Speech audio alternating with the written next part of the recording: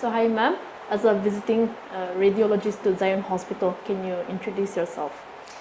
Hello, I am Dr. Sorun. I am an associate consultant in the Department of Radiation Oncology at Medanta Cancer Institute. So I'm here representing the institute to come and create awareness and also to discuss and meet patients and discuss about the treatment options that we have for all the patients.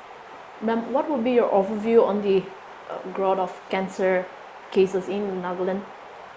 I think we have a lot of cases. Nagaland registers one of the highest, cancer burden in India, and it's a disturbing fact. And it's also very important to reach out to people and see that they are getting the right, the treatment, the access to hospitals is there, and they're getting the most suitable treatment. Can you tell our viewers the importance of early detection of cancer?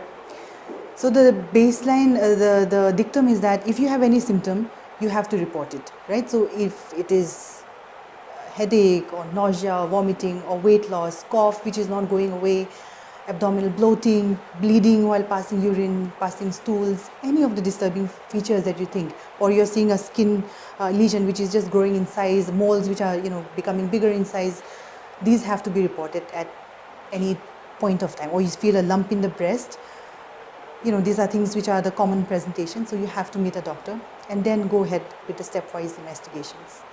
With the health topic which was conducted earlier in the day, what cases of cancer patients were prominent? I saw all kinds of patients. We had patients having lung cancer, breast cancer, uterine cancers as well. Then I saw a patient who is having a very uncommon skin tumor as well. So it was a varied. Head and neck was another case that I saw. So it was a little bit of everything.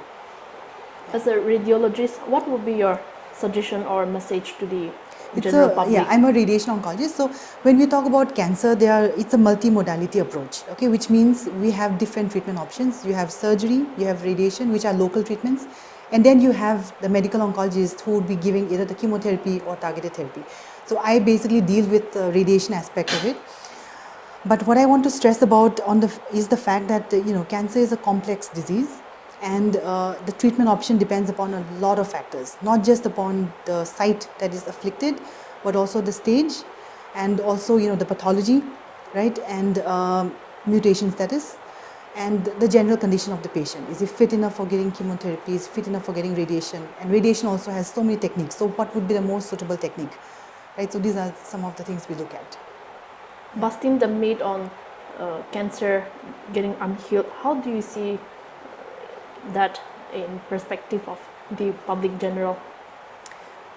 Cancer is, like I said, it's a very complex thing, right? And it really depends on what cancer it is. So most of the time, if it's early, it is curable. And if it is metastatic, which means it has spread to other distant sites, it could still be curable with the best of treatment options. And then there's a small subset who cannot be cured, but in those cases, the whole focus is on a good quality of life. Okay, so in such cases, if we can't cure the cancer, we make sure that the palliation of symptoms, which means whatever symptoms they're having, is being taken care of by whatever treatment we give. What would be the pros and cons to opt for radiation therapy? I'm sure some people may feel hesitant. So I want to say that radiation is given to almost all cancers, whether it's a brain tumor, whether it's a breast cancer, whether it's head and neck, whether it's cervix. It has a role in almost every cancer. But it depends. Are we giving it as the only treatment? Are we giving it before surgery, after surgery? Are we giving it with chemotherapy, for example, in head and neck cancers or in cervical cancers? Radiation again can be different types. External beam, where we give radiation from a machine from outside the body, or internal, which is where we put applicators inside the body. So it really depends who is suitable for what. And in Medanta, for example, we have a robot, right? It's called CyberKnife. Okay. And depending on the patient's suitability, it is able to we are able to precisely target the tumor only. So for example, if a patient has a tumor which has spread to the brain from other sides of the body, we're able to precisely and accurately treat only that brain tumor. So this is possible because of the accuracy of the robot. So that also assures the success. Yes. Okay. And similarly, if you have a lung cancer, or you have a liver cancer, or we have a kidney cancer which is not operable because the patient has advanced stage, or he is not operable because of his other issues, like he's having cardiac issues and they can't operate, we can give a safe dose of radiation. Say in 5 sessions, we're able to completely, target the tumor precisely and, kill the tumor cells.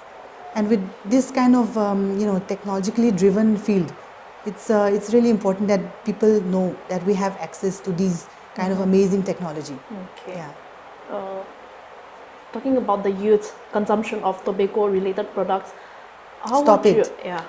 There's no role of continuing such bad habits, right? So, no smoking, no alcohol, betel nut, that should be completely out of the. How do you think the habit. government authorities or even education institutes, like we have seen, they have issued directory? but So let it's me not share effective, one. so- Let me share one thing. So Yes. I have recently come back from Switzerland. I did my fellowship there, Mm. and if you see the cigarette, packets over there, they show really graphic cancers of the throat hanging out of the, the packets. So Yes. more than the label of the cigarette, the commercial cigarette, it's the Okay. cancer that they're displaying. It's the opposite here. We are showing the brand name, and then in very small print it'll be written, Yes, say no yes. to smoking. So I think that's one thing we can learn.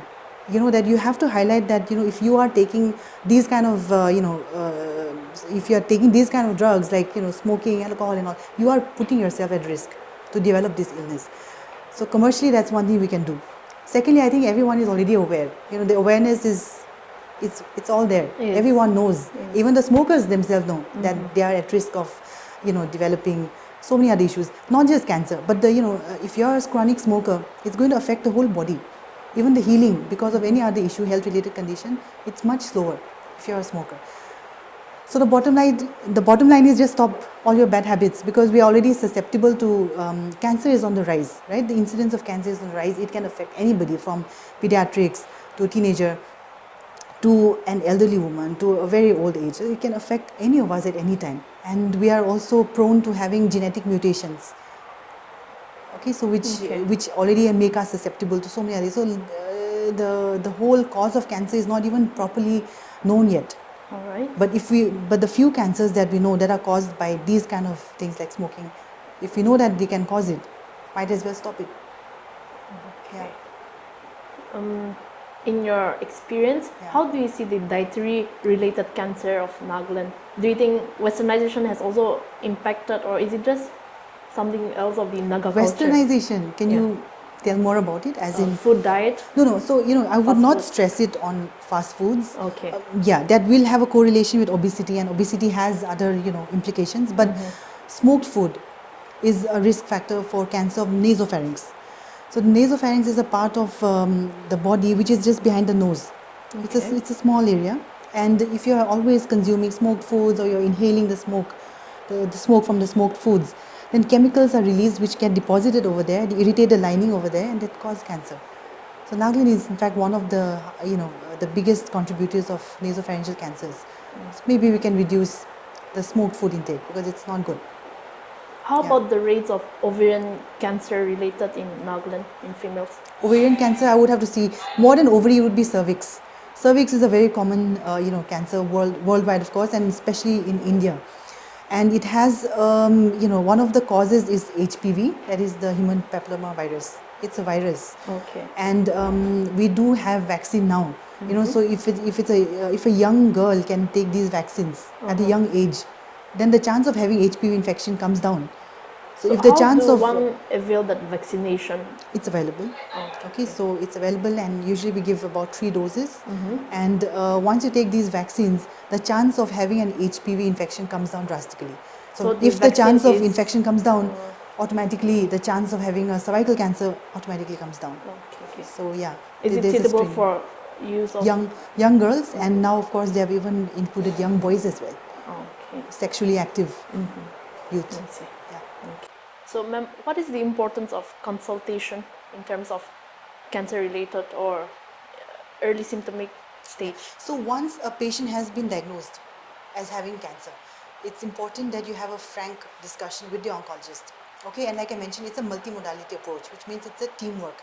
We require a good, strong teamwork, which involves a pathologist, a radiologist, nuclear medicine, we require surgeons, radiation oncologist, medical oncologist. So whichever person you're meeting, oncologist you're meeting, you need to be really upfront in close touch and understand all the treatment options, why you're getting the treatment, what are the treatment options available, do you have access to that. If you do not have access to that in Nagaland, because if it's a common cancer, it can be treated here, but if it's a rare tumor, or you do not have the facilities here, or you don't have the radiation techniques here, which are the hospitals, or which are the areas you have to go to, right? I think that's one thing. So the accessibility to a certain